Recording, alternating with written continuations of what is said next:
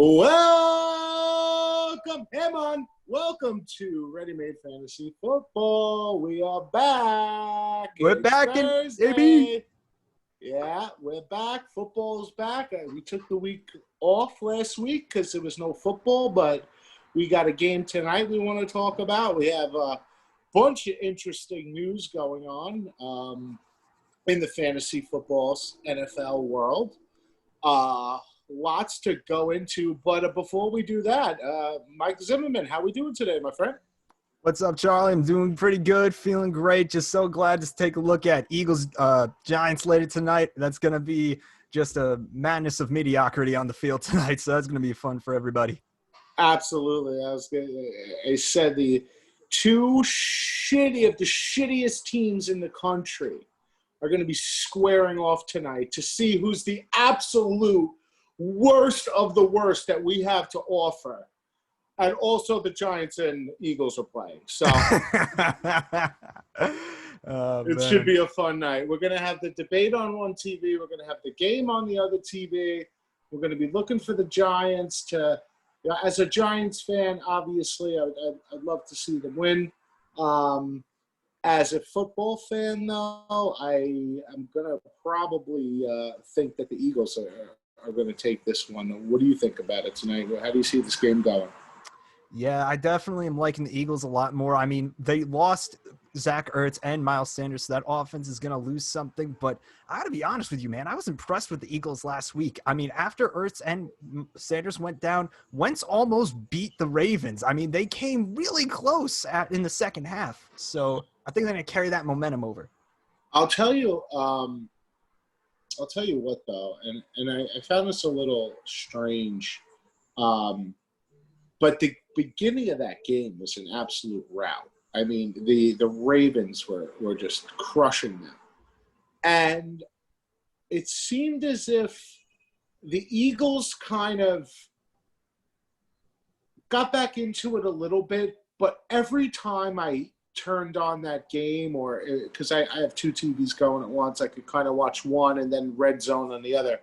But every time I turned to that game, it was another call. It was another meeting with the refs. And it was another call going against the Ravens to give the Eagles yet another opportunity to pull it closer and closer to the point where, I mean, the game ends up almost coming down to a wire when you got a three-score game, into the third quarter. So into the second half, third quarter. So I don't know. I mean, obviously they want people to be interested in this game, and I think this game tonight looks a little bit more interesting if the Eagles have a close game against the Ravens rather than if the Ravens blow the door off the Eagles and the Giants just suck as usual, Oh, definitely, man. Again, you got to try to at least put some kind of competent football on there. And, I think that Doug Peterson maybe might have offered some ice cream to the refs just like he does with all his players after the meetings, man. Like, listen, we'll throw an extra scoop of Sunday for you if you give us a pass interference call on third down. No worries. I mean, it was pretty interesting. Boston Scott is going to be looking like he's going to be sharing carries with Corey Clement tonight. I mean, do you see Corey Clement coming in more and passing down roles? Are you looking at Boston Scott? How do you see this breaking down tonight?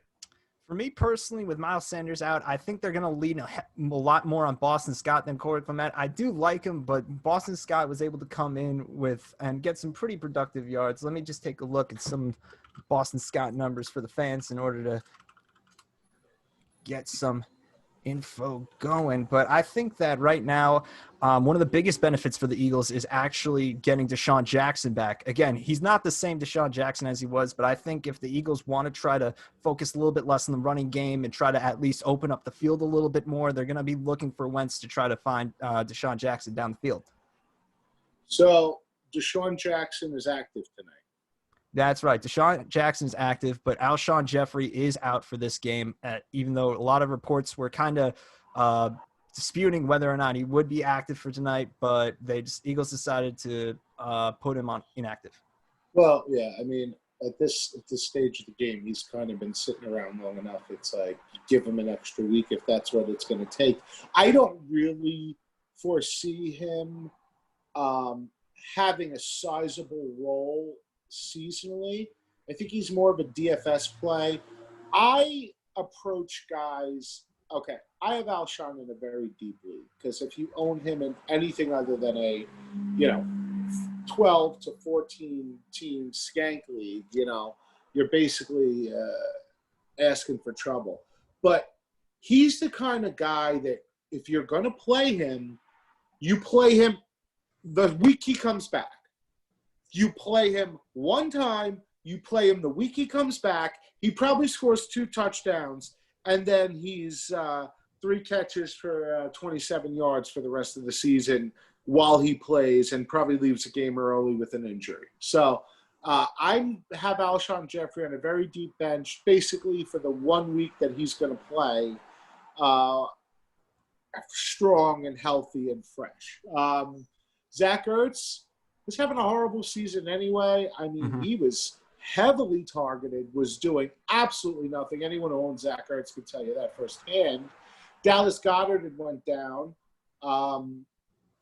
There was some rumors that he possibly might play tonight. I didn't think. I thought it was pretty far-fetched. But I think he will definitely play next week.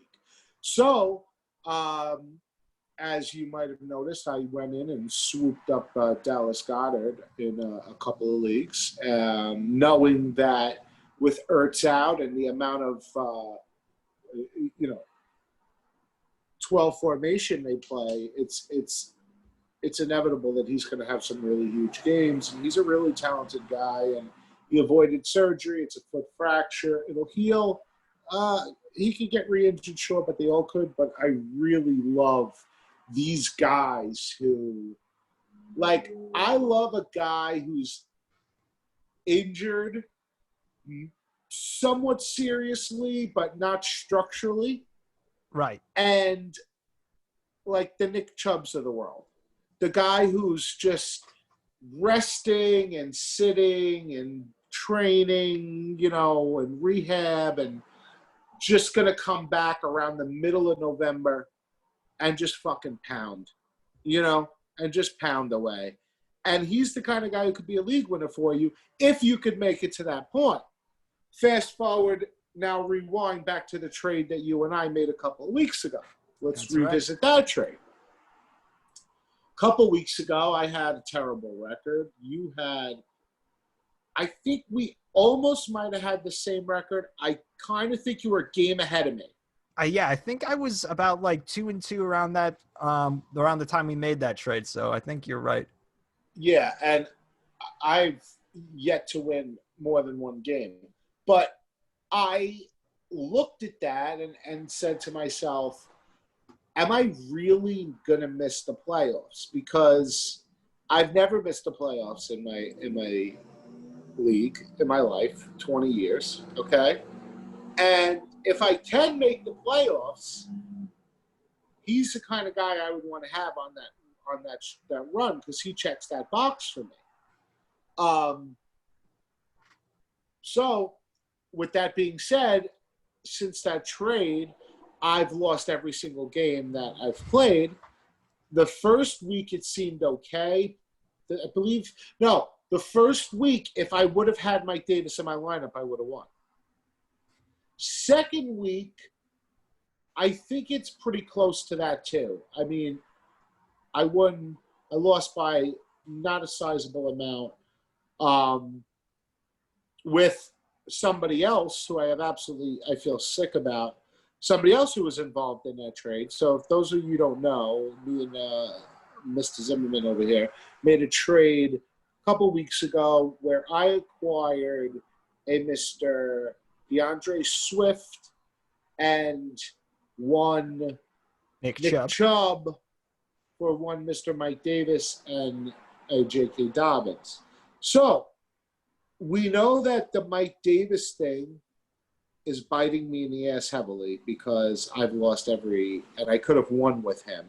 So that wasn't part of my plan. My plan was to get to about 500, squeak in the playoffs, and now I'm 1-5, and I've never been 1-5. And then on top of that, I lost last week because DeAndre Swift is on my bench, who I acquired in that trade, and he's blowing up. And I had guys, I made basically one bad decision by leaving him on my bench.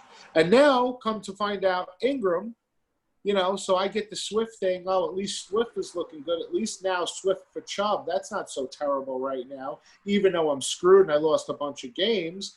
And then you get the luck, too, because now you've had Mike Davis. Ingram is down. Who knows when he's coming back? And let's face it, J.K. Dobbins is going to be the guy over there. Yeah, definitely, man. I think that with Jake in Baltimore right now, J.K. Dobbins is definitely going to see those carries go up. I've even been floating around the idea with my friends about even more the Ravens right now feeling out the market for Mark Ingram because he has an opt-out next year because the Ravens needs another passing option in that game. So I think for Ingram, a change of scenery at least should be good for his fantasy stock. I don't know why. I feel like someplace like Arizona might benefit from him just because Kenyon Drake, as good as he's been, I never bought into the hype too much with it because he was great last year, but we just haven't seen him be that same player. So I think he could benefit playing in Arizona in that spread offense with Kyler Murray. Maybe. We will, we're going to have to see. I know the Ravens has signed Des Bryant to the practice squad. That's a little bit of a reach for me. Oh, yeah, definitely. Now, the big news of the last day or so is Antonio Brown's suspension. Looks as if it's coming to an end. Any questions about whether or not he can technically play football are behind us. He can play come week 8. Seattle seems to be in the front running to sign him. How do you feel about one Mr. Antonio Brown? Oh, God. AB, let me count the ways how you've disappointed us.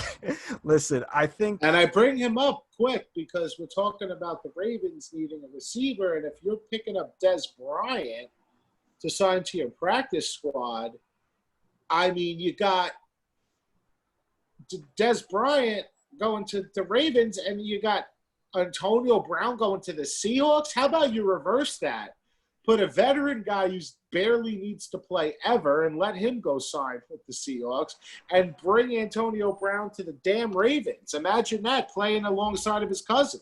Exactly, man. Bring the family reunion there. I think that – so basically to go back to AB in Seattle, this is what I think. I mean, they already have Josh Gordon who's still on the commissioner's exempt list. So it's weird to see that AB could be playing before Josh Gordon gets reinstated. But when AB signs with Seattle, this, in my opinion, is going to be the best wide receiver group in the NFL. You have 3 guys. DK Metcalf's looking like a stud. Tyler Lockett's been one of the most productive guys in fantasy. And then, of course, AB, a guy who is well on his way to the Hall of Fame. I think for Russ Wilson, you got to be very, very happy with that right now. Yes, you do. We were just talking about Kenyon Drake. Kenyon Drake had a massive run at the end of the game, which turned a loss for me into a win, which was pretty amazing. I own 2 shares of Kenyon Drake. I actually traded Kenyon Drake away in one of my leagues because I was just watching the game and he just looked so bad. And I'm a Kenyon Drake guy. And I always thought if he had more of an opportunity on Miami, he would have been better. He had some really flash games where he looked unbelievably amazing. One of them against the Patriots. I don't know if you remember. He had this play at the end of the game to beat the Patriots. That was just amazing. I mean, he put the team on his back. It was unbelievable.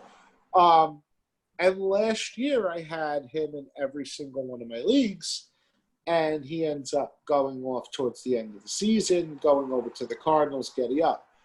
Cliff Kingsbury I actually like what he's doing.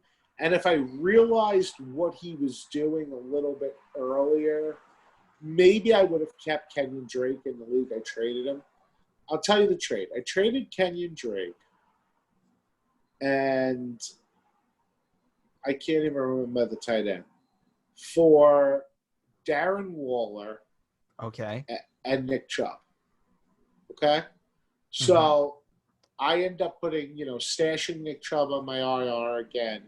I end up, picking up Waller, which was great. And I lost last night, that last week, because I traded Kenyon Drake.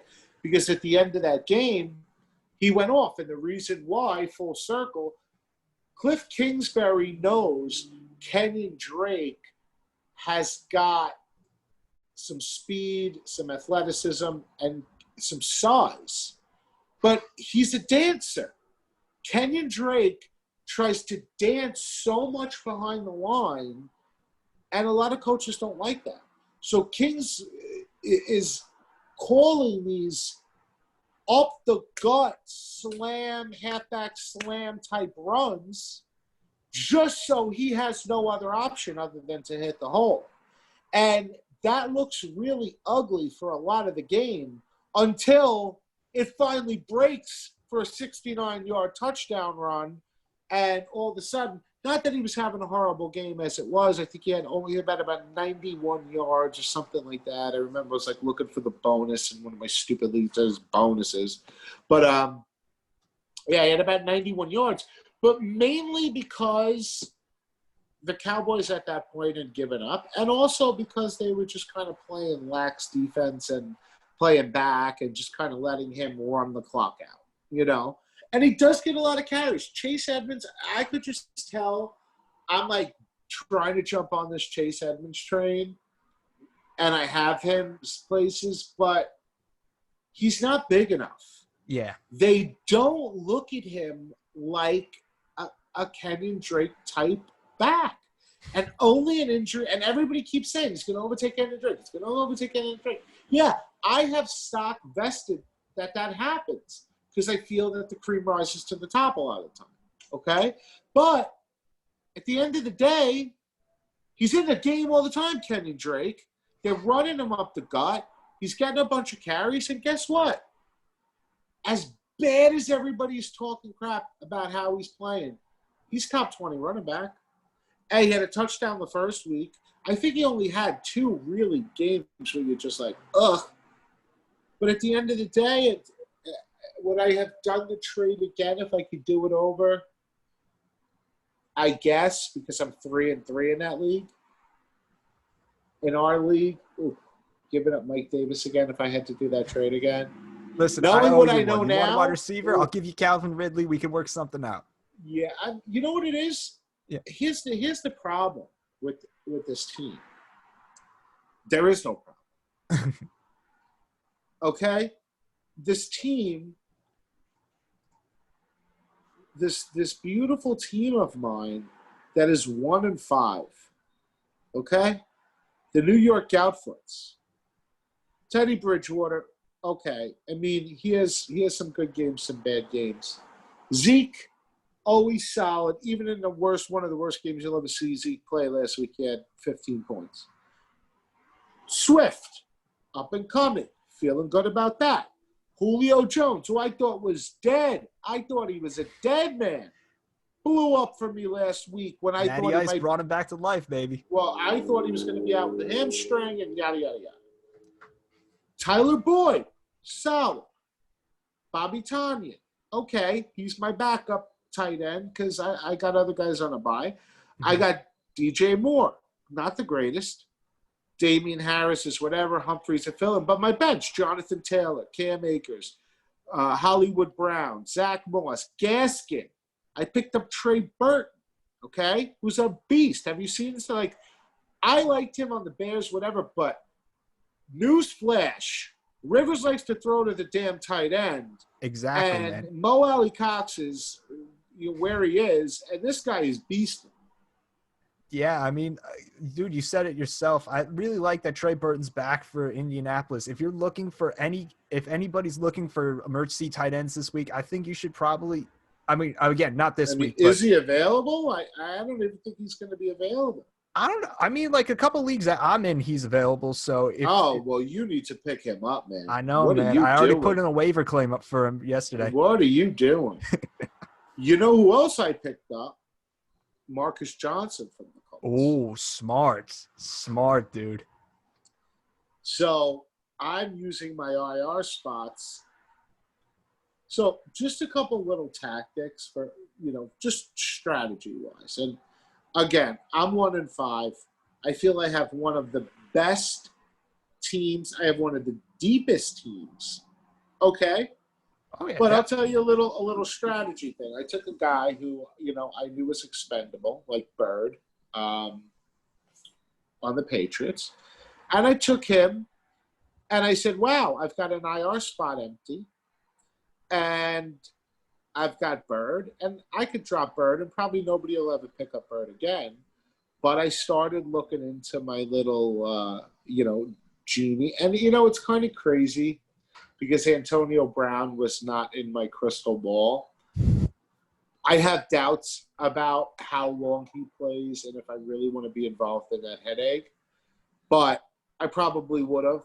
But in my crystal ball of guys coming back, Dallas Goedert, we talked about soon, have him in an IR spot. So, Tanyan turns into Goddard next week with Trey Burton as the background. Meanwhile, me and you might need to talk because I got a couple of really good tight ends that I don't know who your tight end is, but I've got like two men. I've got three really good. Like I got Tanyan, Burton, and friggin' Goddard coming back. So I might have to make something because I got Tyler Higbee right now, and that's it. Hold on, I need to pull up my roster again. But listen, I'm riding the 4-2 train.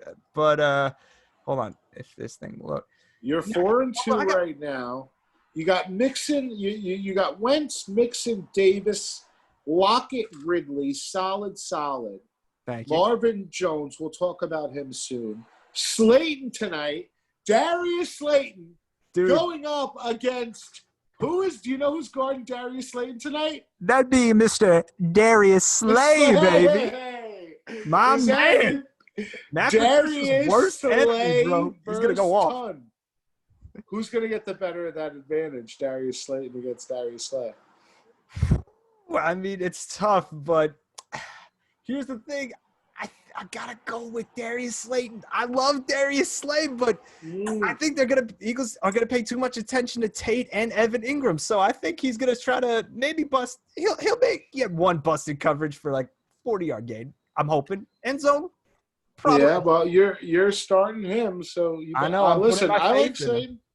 You got Perriman starting. You got Carr, who I was never up on, but damn, is he proving me wrong? He's doing great for you this year. I told you, man. John Gruden just loves that Derek Carr. He's the best damn quarterback in this league. And then on your bench, you're a little weak on your bench. You need a little depth. I got to try to get some upgrades in there. And how much cap have you spent any money yet on hell pickups? No, man. I got that cap stays good, full 100.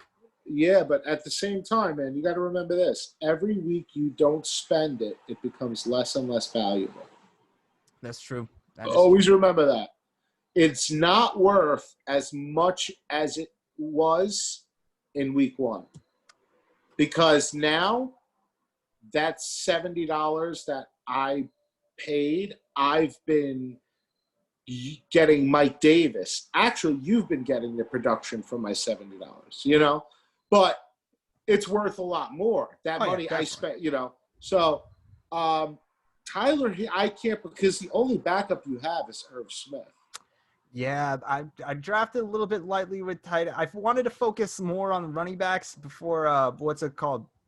Why am I forgetting his name right now? Nick Chubb went injured. I always like to go a little bit more wide receiver heavy, and then get one or two like real prime start running backs. So I feel good with the wide receivers though. I definitely need upgrades though for tight end. That's true. Quarterbacks, I'm chilling for now. I don't mind Wentz. I know the offensive line issues are a problem, but hopefully when they start getting when Alshon Jeffrey does, if he comes back, and Rieger too, and then Derek Carr, man, I've been a Derek Carr guy for a long time, dude.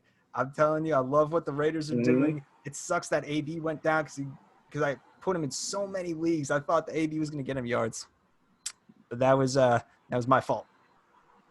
So you got Dobbins will be coming back next week. You're going to be You're going to need Dobbins to get up to speed as Mike Davis fades out. I think it could be longer, but you got another maybe week or two with Mike Davis. I hope longer, honestly. I hope they don't rush CMC back. But you need to get Dobbins up to speed quick.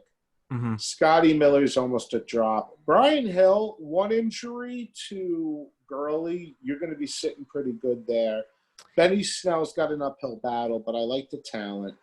Irv Smith, he's, not a bad guy, but it's going to be, to have him as the guy you count on every week. I guess he didn't play here. He's been solid the last couple of weeks, though. 4 for 64, 4 for 54. I mean, that's, Yeah. So one of the things why I went with Irv Smith was because I always like to take a look at certain players who are, like expiring contracts and stuff, people who could be moved at the trade deadline. So I thought with the Vikings, they got Kyle Rudolph there, and there are going to be teams needing tight ends.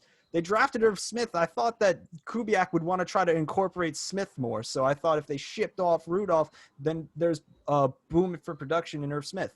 It's more of a buy low, sell high kind of thing. Yeah, I feel like Kyle Rudolph's basically coming to the end of his career. So yeah. They probably, drafted Irv Smith in order to, move on and have somebody to move on to. So, you're going to need a tight end, eventually. Maybe we'll have to talk. Nobody's jumping out and grabbing me like I'm like, oh, my God, I got to have this guy. Because, it's everyone is like, I feel like, what do you ask for Calvin Ridley, the number one receiver in fantasy football right now, And with Julio, I don't know. I like him still, but we'll see what happens. I feel like this league is just I've never been this bad. And I look through the other teams, and I'm just like, what the hell? These teams aren't better than mine. How do these teams have a better record than me? Listen, this guy starts Frank Gore. Okay? Le'Veon Bell starting. Okay? This guy's just getting acclimated.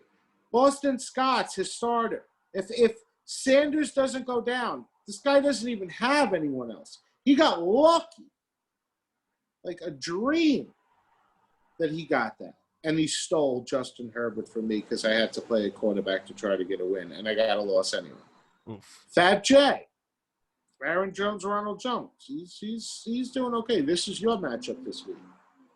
You got a big matchup against Jay.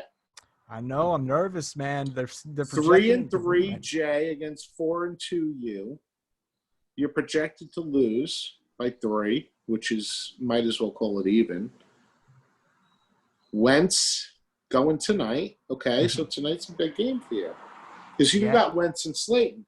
You're going to know a lot of how you're looking at the end of this game. I'm confident, man. I think that the Giants' pass rush isn't really going to cause too much problems for Wentz. Plus, they're getting Lane Johnson back, so a little bit of extra protection could help out for him tonight. But I'm still nervous about the Slayton matchup, but I'm going to go with my gut and trust it. Yeah. He's got a couple of Charlie killers on his team. Do you have any of those? I call them Charlie killers. Charlie killers are players that when I see them in the opposing lineup, my penis shrivels up into my body to never come out again. They put a fear in me that I haven't felt since I was a small boy waiting for a whooping. 2 of those guys you're playing against, Aaron Jones. Yep. And Kenny Golladay, 2 guys who always stab me in the heart. So I want to tell a little quick story. This is from about 2 years ago. It was a new league that I was joining, and I'm a Matt Stafford guy. I love Matt Stafford. I mean, all the yards and stuff. So I put him in. I had him for mainly my QB1 for this league. Championship matchup. I got Matt Stafford starting, but the guy I'm playing against had both TJ Hawkinson and Kenny Golladay. I check it out. I lose, Charlie, no lie, 126 to 127.8 because Kenny Golladay went off with a 2-touchdown game, 120 passing yards. I mean, Matt Stafford had 4 TDs for me, but the guy already but my opponent had Jared Goff when he was right after that game against the Chiefs. I was absolutely heartbroken. It's just wasn't fair, man. Last year I was playing in Super Bowl, and I've been in this league for about 10 years. I've never won it. I've been in the Super Bowl about 4 times, but I've never won. I'm thinking for sure this is my year the whole year. I'm the first round bye. I'm doing really well. And I get into the Super Bowl.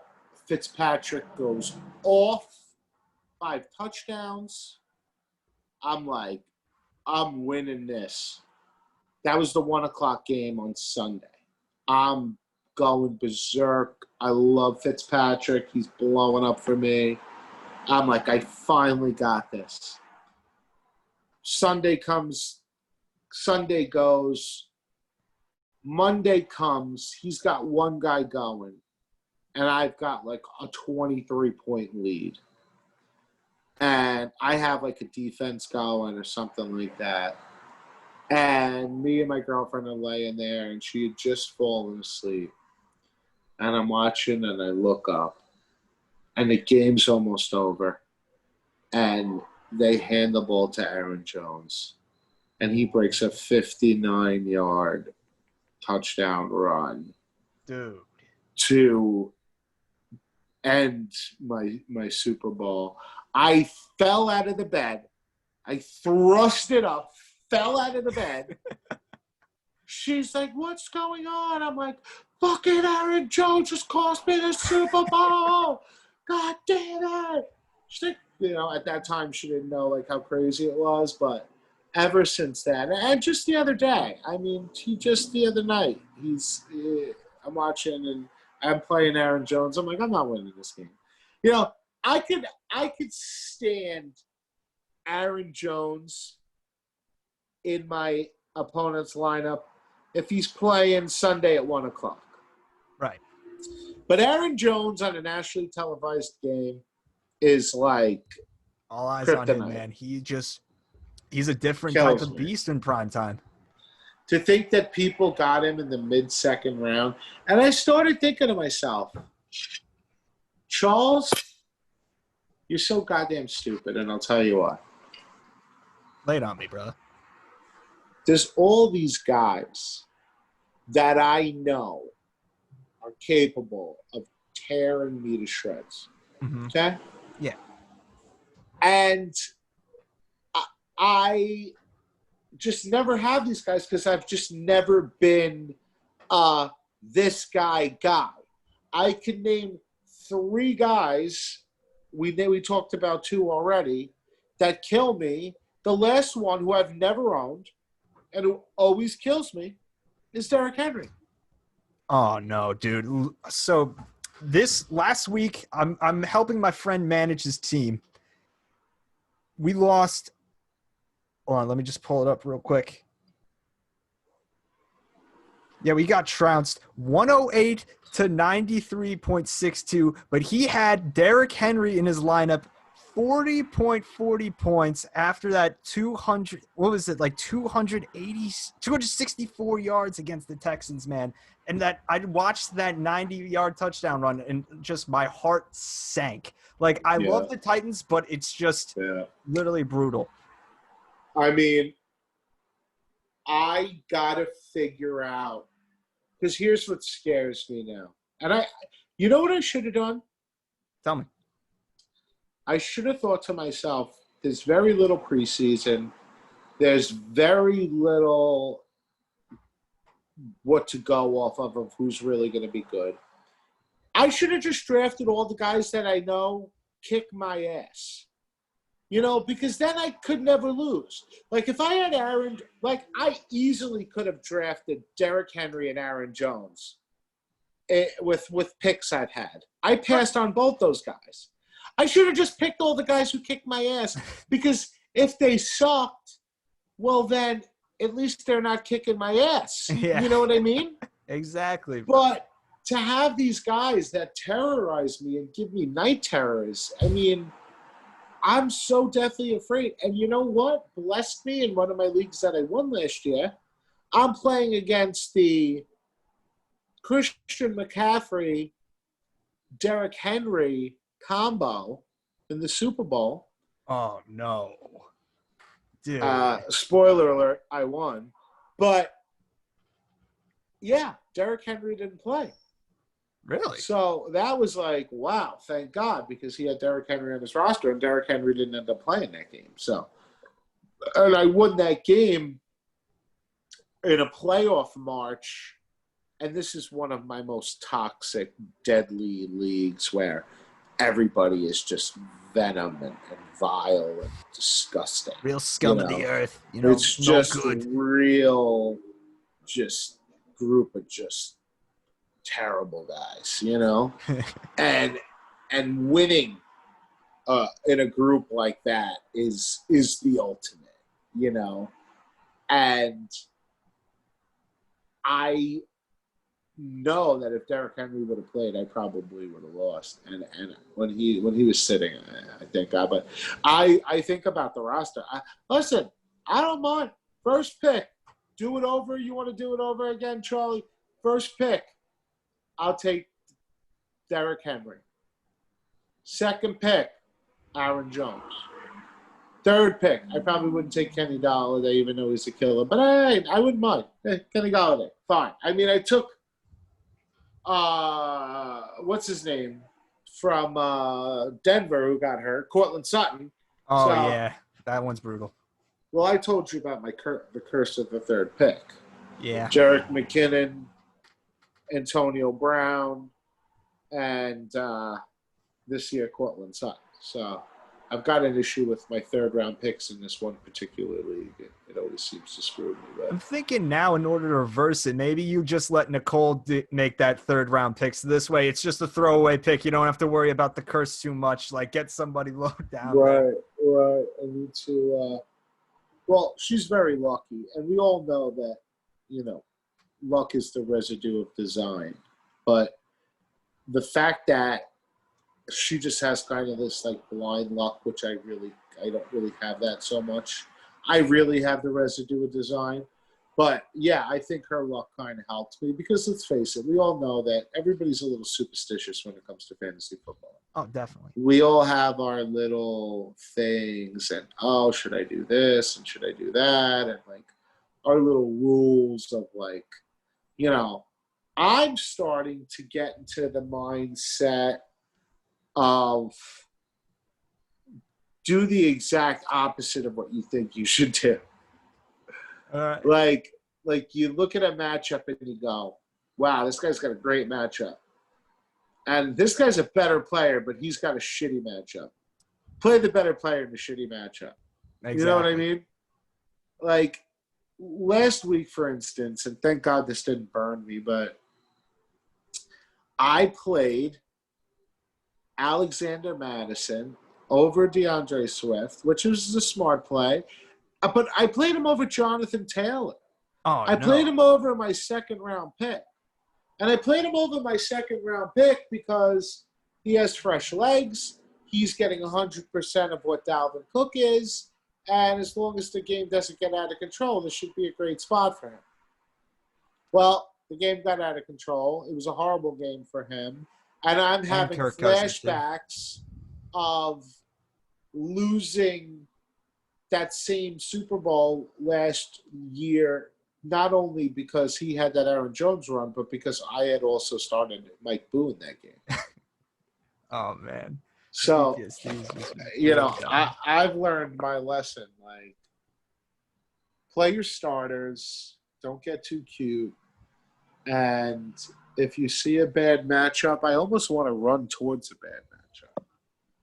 Because every time I think, wow, this looks horrible, this guy's in a terrible spot, he ends up smashing, you know. Dude, that was the same thing with me last week. I had to choose between Matt Stafford going up against the Jaguars or playing Matt Ryan against the Vikings. I thought that with Anthony Harris there, he was going to cause some problems. Plus, I didn't know the extent of Julio Jones' injury. I benched Ryan and went with Stafford. I allowed myself to cost myself 30 points because of that. So I'm definitely kicking myself in the rear because I'm 1-5 in that league now, and this lineup needs help. Yeah, well, I mean, I keep playing this stupid game with Matt Ryan as well, where I bench him on his good games, and, I've even dropped him. I mean, I dropped him last week. Really? Because I was so tired of him in a 10-team league. I dropped him. And then he goes off for 40 points, and it's like, what an idiot. I mean, I won, thank God. But I played Fitzpatrick. It's not like I came and, put in Baker Mayfield and got crushed. But, yeah, I mean, we're still learning a lot of these players right now as far as, what did you learn last week? That's really all important. What you learned last week is if Julio Jones is looking pretty good, like he's going to play, you better damn sure bet your ass to play Matt Ryan. Definitely, man. And actually, speaking of Matt Ryan, let's take a look at some of the other scheduled games we have for this week. And the Lions are headed to Atlanta right now to take on the Falcons in what should easily be what looks like a good matchup for both quarterbacks right now. For right now, I'm going with Atlanta. I know DeAndre Swift went off last week, but I think with the way Todd Gurley was running the ball and if Julio Jones is active, I think that they're going to go over the secondary. So watch for Todd Gurley, in my opinion, for the big fantasy start this week. Todd Gurley you like this week, huh? Yeah, I think they're going to try to really go with the run against Detroit. And if they're able to get something done in the air, I think that if it's anything within 10 yards, you're just going to try to feed the hot hand with Todd Gurley. Where's that game going to be? That's going to be in Atlanta, GA, Mercedes-Benz Stadium. What did you think about the retractable roof thing? Do you think that's cool or not? I think Mercedes-Benz is New Orleans. No. Well, that's the Superdome. This is the stadium in Atlanta. Oh, okay. All right. Wait, they play in a dome in Atlanta? What'd you say?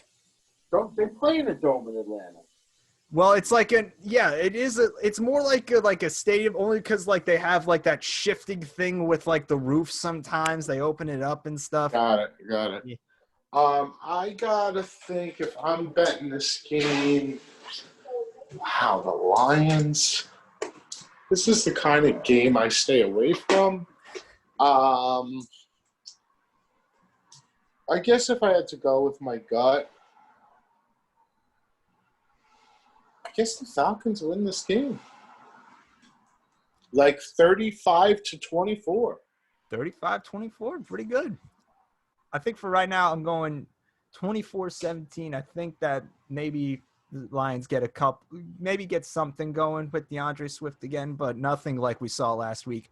Also on the docket, we got the 4-2 Buffalo Bills suffering back-to-back losses and putting a little hit on Josh Allen's MVP campaign.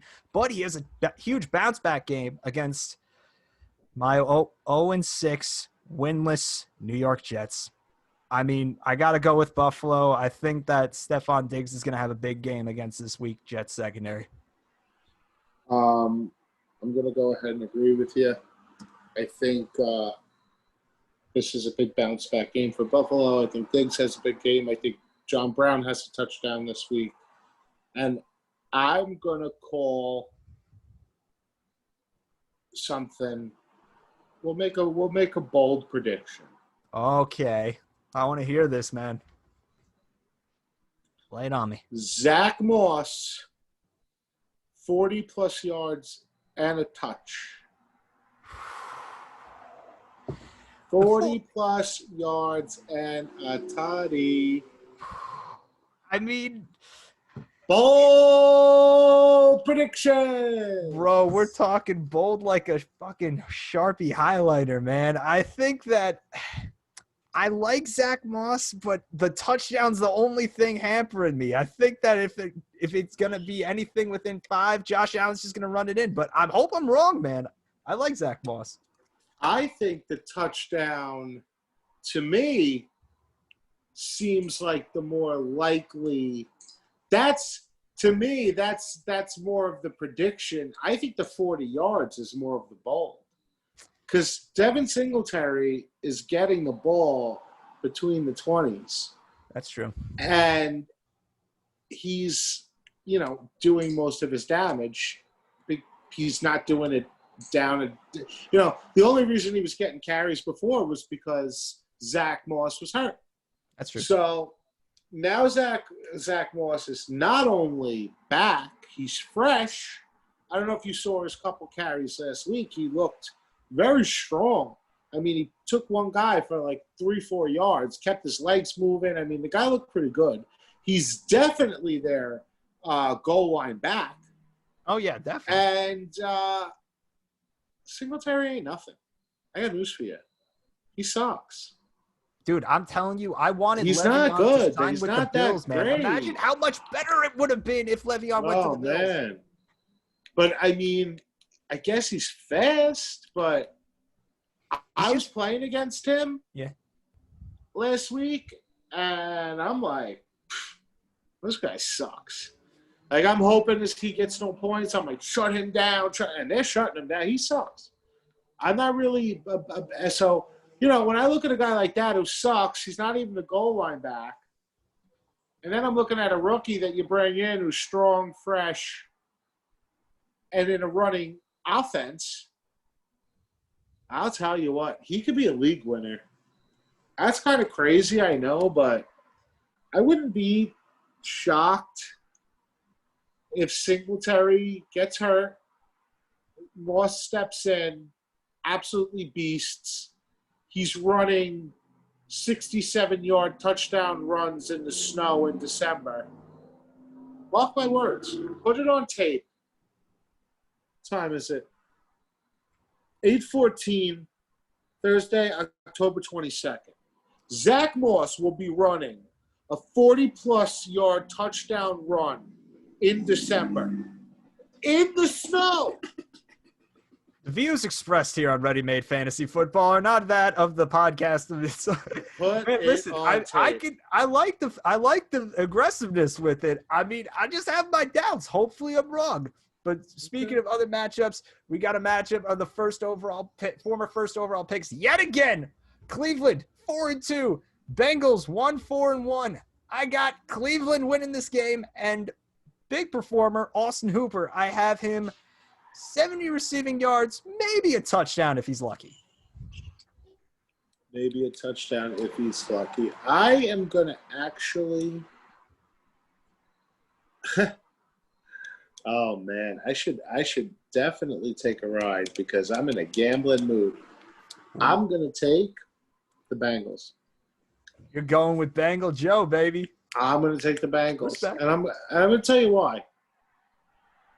Baker Mayfield kind of sucks. I don't know if you've noticed. Yeah, he's not really a pocket passer, man. He's so much better on the run, but if it's a clean pocket for him, he just panics sometimes. He's not, and this is the only thing he has going for him. He's not good against good teams. He's decent against bad teams. How bad of a team the Bengals are is kind of a perception thing. If you want to go by their record, they're pretty bad. So that says, well, maybe Baker will have a good game. But Kareem Hunt is banged up once again. It's true. Okay? Which, I'm going to tell you this. In these leagues that you're suffering in, if you're not picking up Trey Burton after this podcast, if you're not, I'm going to give you one guy I have a feeling you should be picking up. If Zach Moss is there, I think you should be picking him up. You better be going. But, hold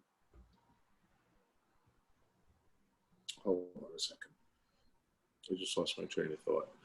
There's one more guy I think you should be picking up. Oh, Dearness Johnson. Okay. I like it. Kareem Hunt's been banged up. He has a new injury every time I look. Mm-hmm. Thigh, knee, hip. Like, this guy's got every rib. Now he's got a rib. Plus, the Browns love the run, man. A lot of people have given up on Dearness Johnson. Chubb's still out. Dearness Johnson is one Kareem Hunt injury away from a sizable role. And they love to run the ball. They got a great offensive line. And honestly, I just feel like the Bengals are going to want it more. And I think Tyler Boyd's going to have a touchdown. I think Ogden Tate's going to have a couple catches. You think T. Higgins is gonna get a touchdown? I think it's going to be more of a Tyler Boyd game, honestly. Okay. T. Higgins has been kind of doing better the last couple of weeks, but I kind of anticipate it being more of a Tyler Boyd game. But yeah, I mean, if it's home in Cincinnati, not that I really think it matters so much this year, but yeah, I like the Bengals. I like the Bengals in this one. All right, and we also got a big-time matchup in the AFC. Both undefeated teams, the 5-0 Pittsburgh Steelers with Big Ben Roethlisberger head down to Music City, Nashville to take on the Tennessee Titans. In this one, I really like Tennessee. I think Pittsburgh's defense is still one of the best in the league, but, I mean, you got Derrick Henry. You got Ryan Tannehill. Juju Smith may be injured, but they still have A.G. Brown in the passing game. It's going to be close, but I'm getting a slight advantage to Tennessee. Again, I'm gonna go with the Steelers. I'm gonna go with Pittsburgh. I think their defense is better. I think they have two excellent quarterbacks. I mean, Tannehill's playing off the charts right now, but I think it's pretty comparable. Deontay Johnson's going to be suiting up. You know, Juju sucks. Yeah. Claypool looks pretty damn good. Claypool, James Washington too. I mean, James Washington's no slouch. Eric Ebron. I mean, you got a couple good. You got some running back depth there. You got McFarland. You got obviously Connor. Snell. So, but I'm not sold. I don't know why. I'm not sold on Tennessee yet. I guess I don't know why I've just never, like I said, been a Henry guy, but obviously he's a beast. I don't know. I never drafted him a bunch because I never felt like he caught any passes out of the backfield. I always kind of wanted that in a PPR league. I didn't want to take away the dimension, but I'm going to go with Pittsburgh on this one. All right, and we also got Pittsburgh. Steel City, baby. Pittsburgh. Now we also got Carolina taking on the Saints. The Panthers surprisingly 3-3 right now, again thanks to Mike Davis largely, and they're taking on a 3-2 Saints team that's coming off a bye week. No Mike Thomas. Again, I think I got the Saints in this one. One guy I'm going to probably look at. Maybe Emmanuel Sanders. I want to see him get a little bit more. I want to see Breeze target him just a little bit more. I feel like for a guy of his quality, they're missing out with Mike Thomas. So I just want to see him exploit that matchup here with one of the more poor secondaries in the league in Carolina. Yeah, I agree. I think – so you got Carolina, who's Mike Davis is looking good. Robbie Anderson is obviously their one there, although I think DJ Moore will take that role back in the second half of the season. CMC looks like he's a couple weeks away. It doesn't look like they're going to rush him back too quickly, which is a smart move on their part, especially for Mike Davis owners who don't own CMC. They love that. And they're playing who now? Carolina? They're playing the Saints. So Carolina and then the Saints. I like Emmanuel Sanders. I like Traquan Smith as a little bit more of a younger, athletic guy. Bless you. It's pretty obvious that Drew Brees really can't throw the deep ball. So that kind Yeah. of takes a lot off of what Traquan Smith could do. So, sure, Manny Sanders is fine. They got a couple of tight ends. No real. I mean, Cook had a touchdown, but, I wouldn't say he's a difference maker. Kamara, obviously, has been playing great. You wish you could have that pick over and take him again. Guy had an epidural. You thought he was in, and of course he plays amazing. But I'm going to have to go with the Saints. I mean, I think it's going to be a really close game. Yeah. I mean, I think this game is just going to be it's going to come down to the wire. These guys are, in a way, Bridgewater is, he's kind of a dink and dunk guy, and it's like Drew Brees is a dink and dunk guy too now. So, obviously, Bridgewater can do a little bit with his legs, but, Drew Brees can never. But I'm going to have to go with the Saints. I mean, it's, they're supposed to be a Super Bowl contender this year, and I like them to pull it together. They have one of the best continuities of any of the teams because nothing's changed from last year to this year. So I'm going to go with the Saints. Exactly, yeah. And let's speed through these next ones. And speaking of tonight's game, an NFC matchup, we also got another NFC East showdown. Dallas Cowboys heading down to Washington to face the Washington football team.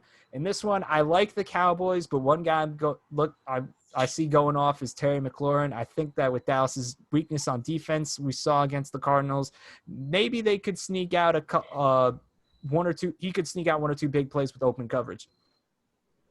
It's going to be a tough game. I'm gonna go with the Cowboys, 17-10.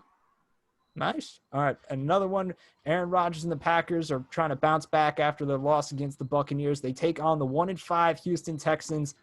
Again, I'm going with Green Bay on this one. Rough situation in Houston. I don't think they're going to pull out the win here.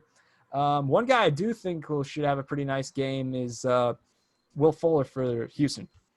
And I'm going 35-14 Green Bay. I like Green Bay to win this game. I'm not too sure what the score is going to be. I'd like them to put up points. Jackson with an end around for 11 yards to start off the game. Deshaun Jackson's back. But I like them to put up some points, Green Bay, and I definitely like them to win. I'm thinking they're going to be in 3-4 score territory. And I don't think it's gonna be that close, honestly. I like the Texans. I like what they're doing. They're kind of but I think Green Bay's pretty pissed off, and I don't see them losing to the Texans at this stage of the game. Deshaun Jackson with another catch. This is gonna be one of those situations that we talked about earlier. This is the perfect example of as soon as he's healthy, you play him. Deshaun Jackson. Exactly, man. Yeah, Carson's really trying to get that connection with Deshaun Jackson going here against this weak Giants defense. Anyway, we also got more afternoon games. Tampa Bay heads to Las Vegas to take on the Raiders in what I call the Gruden Bowl. For this one, it's going to be tough. I got Tampa Bay winning, especially with the news of the Raiders' entire offensive line going on the COVID list. I think they'll still all be able to play, but it's just kind of concerning after the Trent Brown news. And for me, it's going to be tough, but I think that they're going to probably go to Cameron Brate a lot for Tampa Bay. He's one sleeper I like in this game. I'm going to go. I think Tampa's going to win. I think Scotty Miller's going to have a touchdown. Scotty Miller time. I think Ronald Jones going to have a 70-plus yards rushing. Oh, okay. And the defense, the Bucs defense, will have at least one pick. Nice. I can't afford it because I got Carr on my team. But anyway, then we have the 5-1 Kansas City Chiefs heading to Denver to take on the Broncos. Again, I got Chiefs. I don't know if Le'Veon's – it's too soon for Le'Veon to be playing, but I think Clyde Edwards-Helaire is going to try to get one more big game to make sure he gets more of a share of the carries. So, yeah, I got Kansas City over Denver. I'm with Kansas City on that one as well. Mm-hmm. And we also got 49ers heading to New England to face Cam Newton and the Patriots. I like the 49ers in this one. I think Jimmy G could have a 3-touchdown game. I'm not really trusting the Patriots defense this much this year. I just can't see. I'm not really sold on New England for the rest of the season.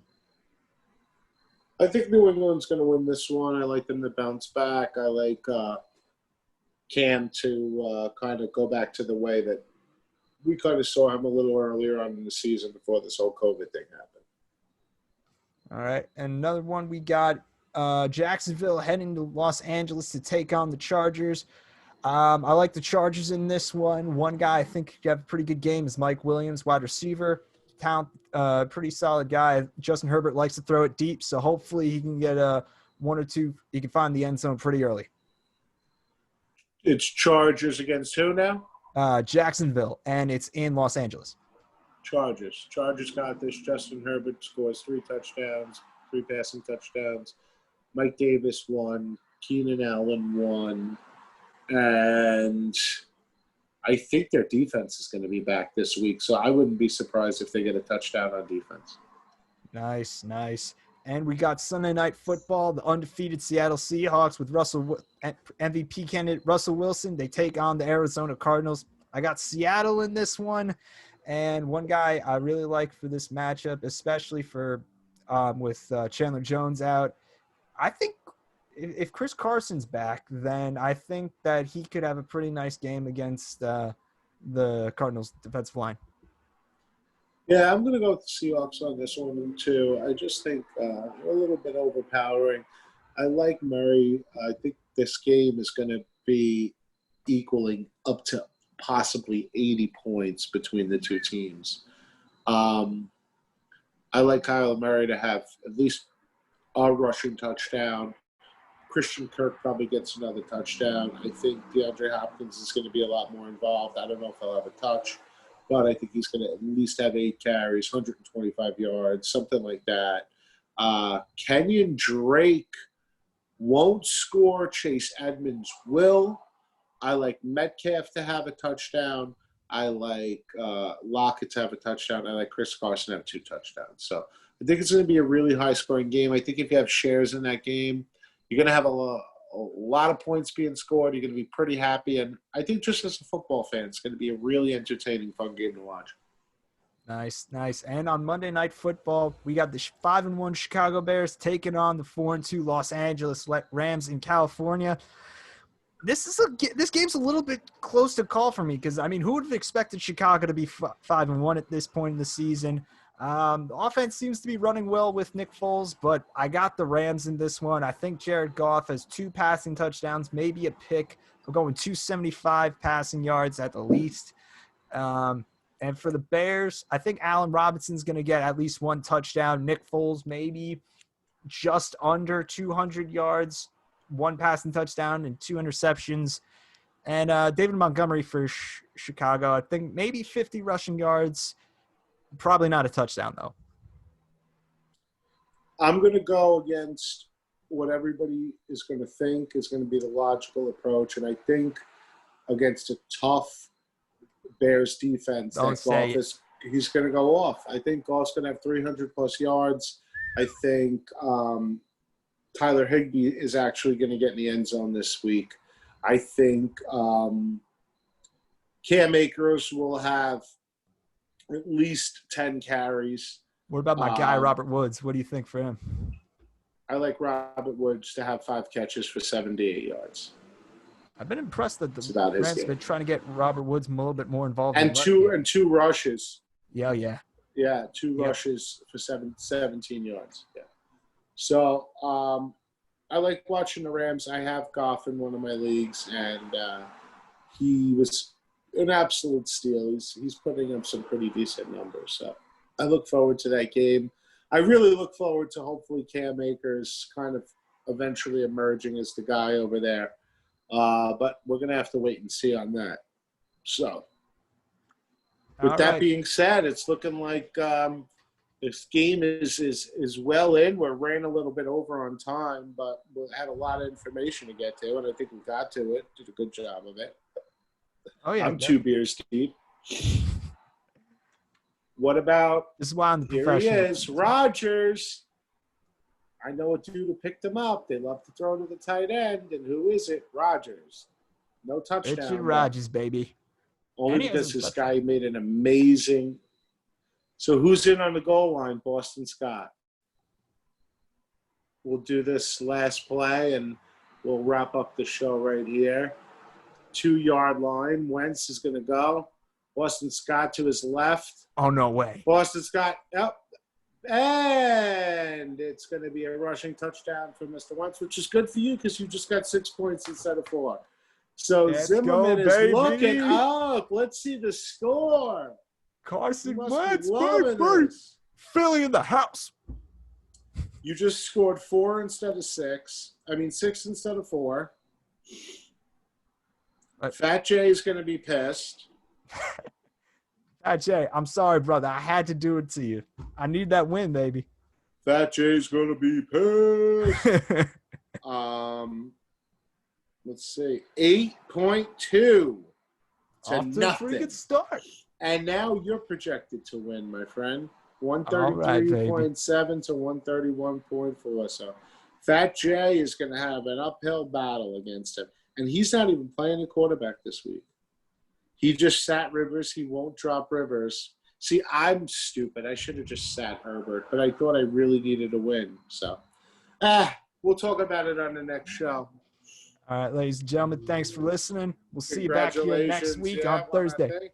Yeah, guys, we appreciate it. We will talk to you soon. We'll see you next back on Thursday for another Thursday night edition of Ready Made Fantasy Football.